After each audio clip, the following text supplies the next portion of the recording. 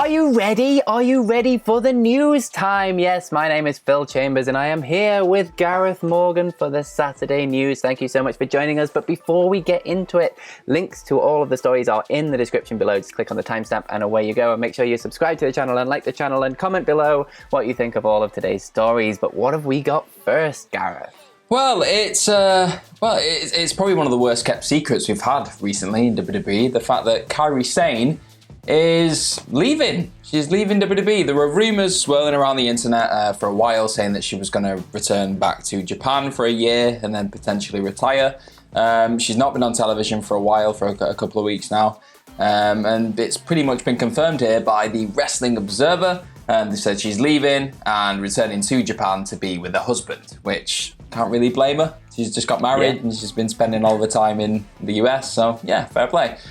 She made this decision apparently around May, if not earlier. So I don't know how much to read into that. As we all know, she's had a few, let's say, controversial and pretty serious injuries over the last few months, maybe. She had that big concussion at TLC. She's had a couple of injuries at the hands of Nia Jax. So I can't think that would have helped persuade her to stay and stick around either. So it's a shame because she's undoubtedly... Nia Jax doesn't seem like a great opportunity for you, is that what you're saying? Well, I didn't want to say that, but you said it for me. It's one of those. It's a massive shame though, isn't it? Because it's just, she's undoubtedly one of the most talented competitors that they've had in WWE for quite some time. She came up to the main roster with all this hype behind her from NXT and then just hasn't been used in the way she should have been. So I think it's a big missed opportunity.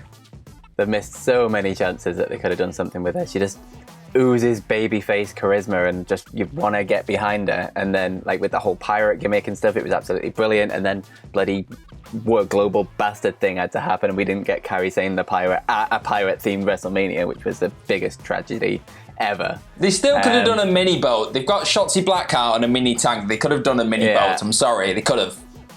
And then obviously as great as she is as a babyface, when they paired her with Asuka and she turned heel, she completely nailed that as well and was just absolutely off the charts brilliant at that. So she's an incredible talent that they've done absolutely nothing with, and she definitely could have had a big top run with one of their titles quite easily and it would have been great, but no. But yeah, hopefully she's doing what's best for her, and yeah, if she goes back to Japan, she'll kill it back over there if she continues to wrestle for much longer. But yeah, good luck to her. Yeah, wish her all the best. Indeed. And sort of speaking of Kairi Sane, one of the original plans to write her off TV was to have a heel take her out before SummerSlam and then go on to face Asuka at SummerSlam, which would have made sense. Write her off TV and build towards an Asuka promo. And guess who they were thinking of doing this? It wasn't Nia Jax. Really? Thank God. It was either going to be Charlotte or Shayna Baszler originally. Wow. Now we reported yesterday that creative has nothing for Shayna Baszler at the minute. For some unknown reason. Well, it's not that unknown because I've got a quote from Dave Meltzer from the Wrestling Observer. And I'm just going to read out the quote because it's ridiculous. So Meltzer says, Vince also soured on Baszler completely because he never conceptually grasps the style that an MMA fighter should use in pro wrestling, and she doesn't check his buttons when it comes to women in wrestling. So he made the call to remove her push and take her off TV. Now, two things of this. One, he never conceptually grasped the style that an MMA fighter should use in pro wrestling. Brock Lesnar. She was the Ronda female Rousey. Brock Lesnar. Ronda Trotting Rousey. Ridiculous. The purpose of Shayna Baszler, that Elimination Chamber match where she just tore through everyone, that's how you use an MMA fighter in wrestling. It was brilliant. And then you just wasted it. Probably because of the second point in that quote. She doesn't check his buttons when it comes to women in wrestling. So I'll let you decide what Meltzer means by that. And I just have an image of him sitting through that Elimination Chamber match, just going la la la la la la la la la, and everyone's going, look, she's great. No. It's just And then this, on top of the fact that Becky Lynch said that she originally pitched her to win the title at Mania.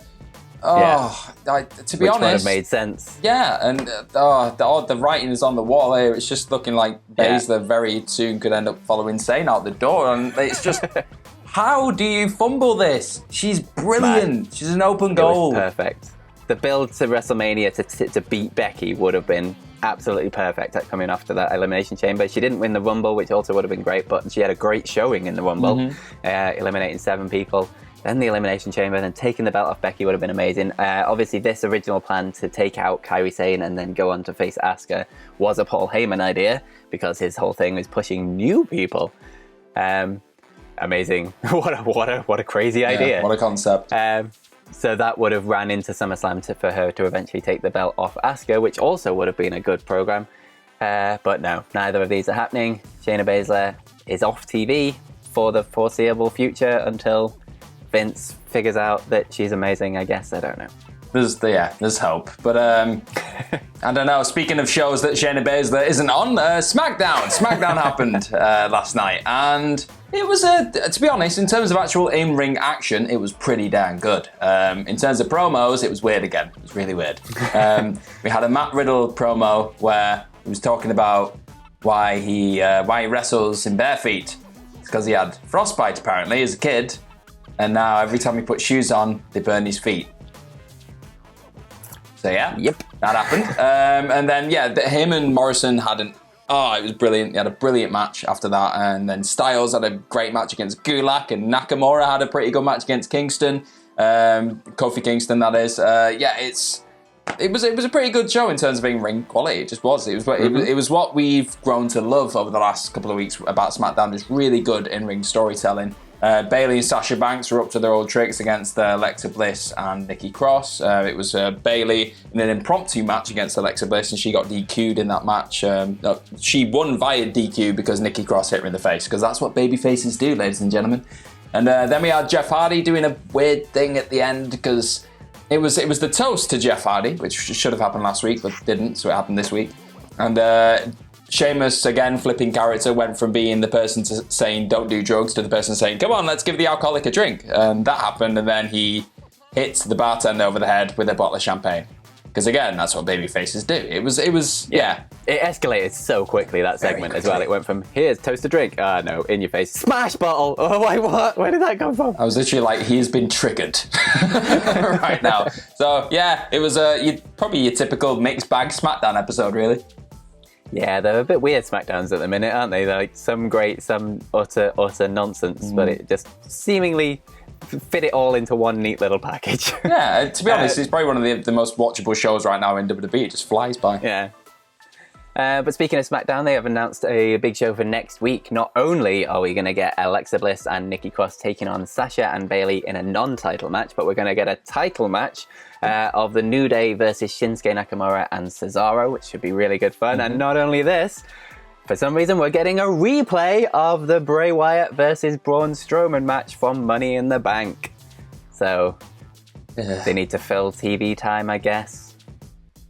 Yeah, but Boneyard match works really well doing that. Yeah, Strowman Wyatt does not. Not so much. No. And also for Raw next week, we are going to be getting Bayley versus Asuka in a non-title match, but a champion versus champion showdown, which should be really good fun and help build towards the Sasha Asuka match at SummerSlam. I think Kairi Sane has also been advertised to be in Asuka's corner for that, so that could be one of her last appearances in WWE before she heads off. And speaking of people on SmackDown, Sheamus had I'm killing these segues right now. Good stuff. He had an interview with Corey Graves on the After the Bell podcast. And he spoke about a little bit of a scuffle that he had with a former WWE star. You may remember him, Yoshi Tatsu. I do remember him. He was great, wasn't he? He was great, Yoshi. That was between 2009 2010, I believe it was, that this little scuffle happened. It was when Tatsu...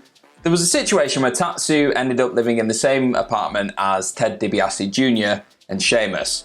Oh, to be a fly on the wall in that apartment. I was going to say, this sounds like a really bad sitcom. It is great, it's great. But then apparently this happened, they got put into this flat together because Tatsu's planned flatmate left him high and dry, apparently. So that is what it is. But then problems started to happen when Sheamus noticed that Yoshi wasn't contributing to the rent and bills. Apparently, they were like $500, and he just wasn't contributing. So Sheamus got very angry. He was an angry sounds Irishman. like a sitcom, I'm gonna say. It does. It gets better. It still goes there.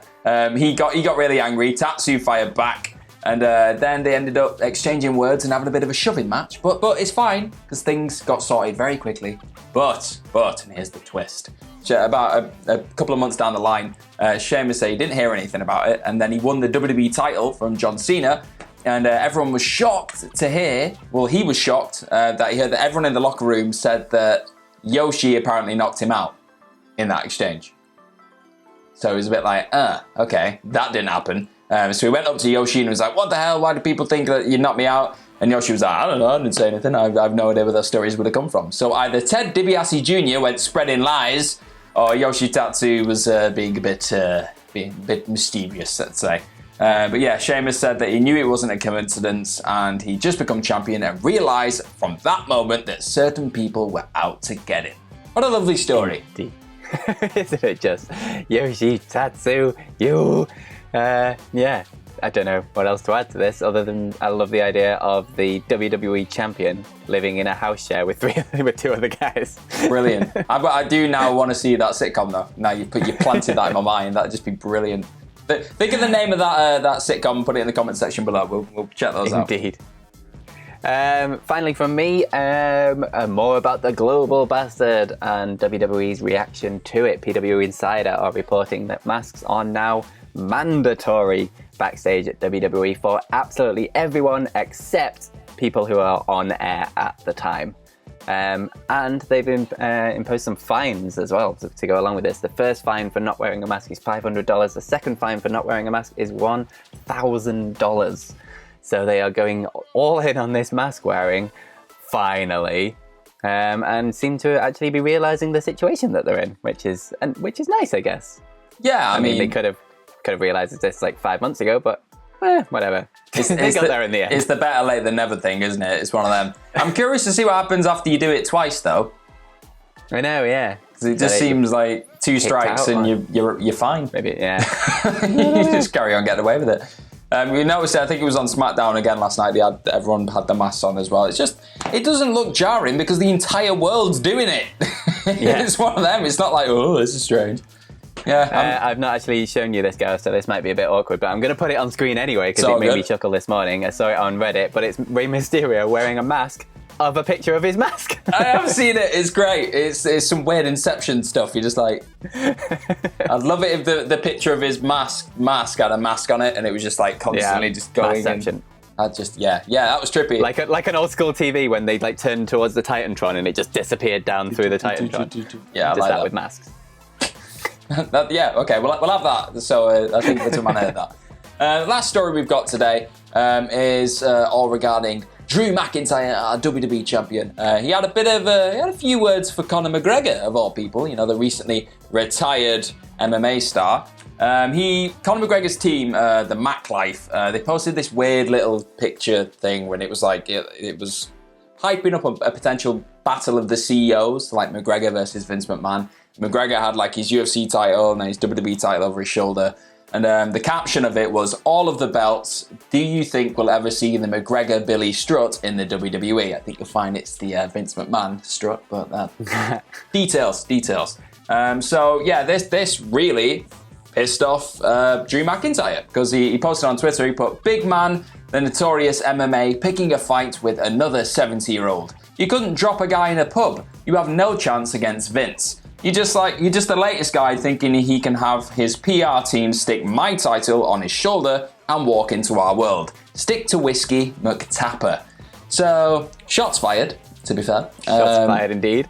But that's a bit of a mismatch, gotta say. It's like, it's the equivalent of a bully just calling out somebody who's like a tenth of their weight and size. It's just...